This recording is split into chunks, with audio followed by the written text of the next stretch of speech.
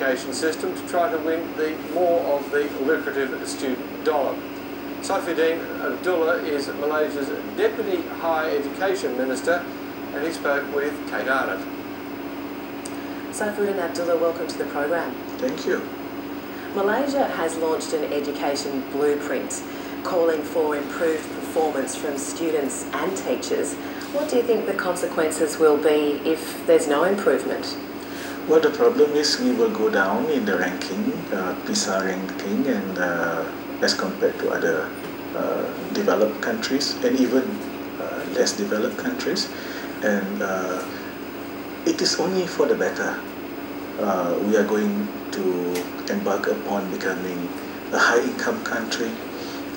We envision to be a fully advanced country by 2020, and we are just a couple of years before we reach that time. And we simply have to do more and to do better. At the recent APEC summit, leaders agreed to make it easier for students to study in each other's countries. How much is Malaysia willing to embrace that plan? In two ways. First of all, we would like to attract more students to Malaysia, and more students from all over the world. We are getting a lot of students now, but from certain pockets of the globe. But we would like more students coming from Australia, from New Zealand, from North America, from Europe, for instance. And also we would like to encourage Malaysian students to study abroad, and not necessarily to the traditional countries, but also to the non-traditional countries where we send our students.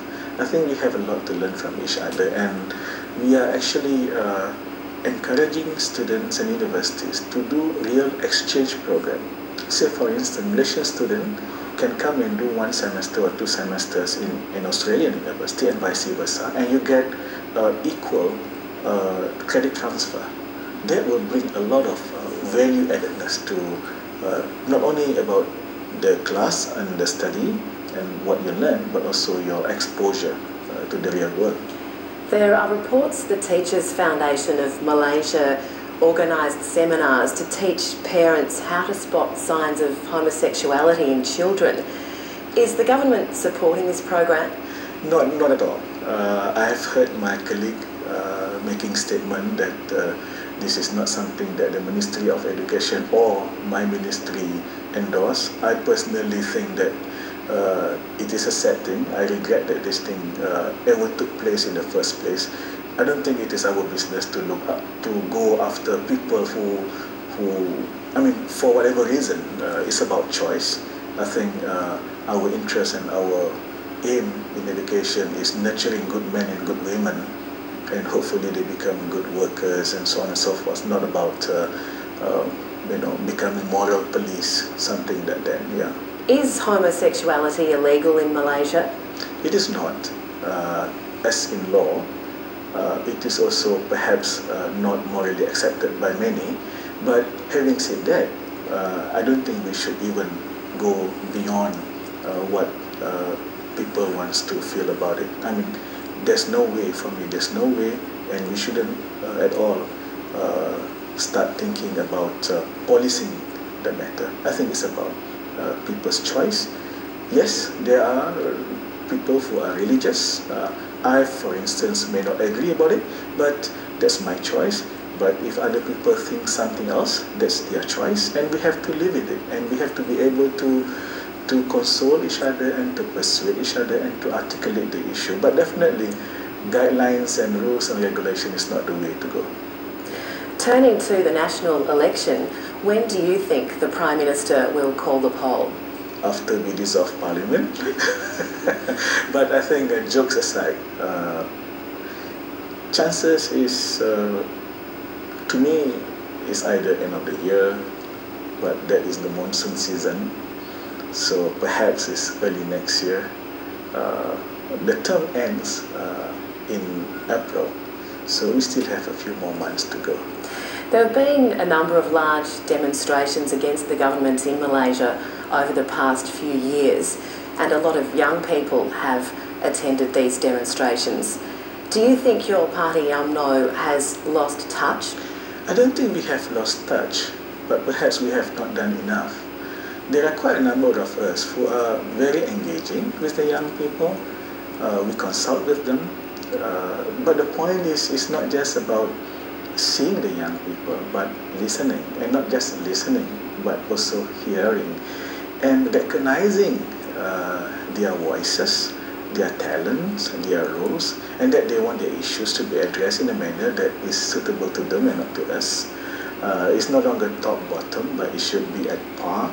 We should look at young people not only as leaders of tomorrow, but leaders of today. They are leaders of those who are younger than them and of their own generation. And more importantly, I think there is a need for us to look at them as our co-leaders in making decisions, in their participation in everyday life, and so on and so forth.